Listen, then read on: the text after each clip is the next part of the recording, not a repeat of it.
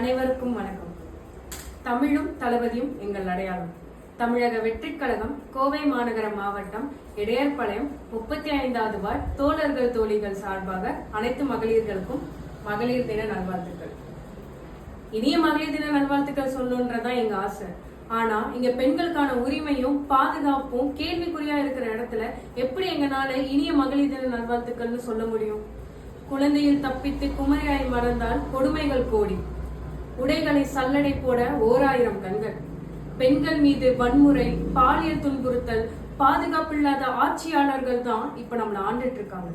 இந்த ஆட்சியெல்லாம் தவிர்த்துட்டு நம்ம அண்ணா, நம்ம தளபதி 2026 முதல்வரா வந்தார்னா பெண்களுக்கான ஆட்சியாகவும் பெண் உரிமைக்கான ஆட்சியாகவும் மாறும்.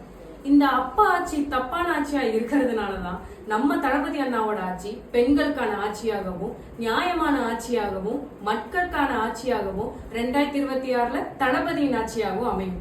நல்லதே நடக்கும். வெற்றி நிச்சயம். நன்றி.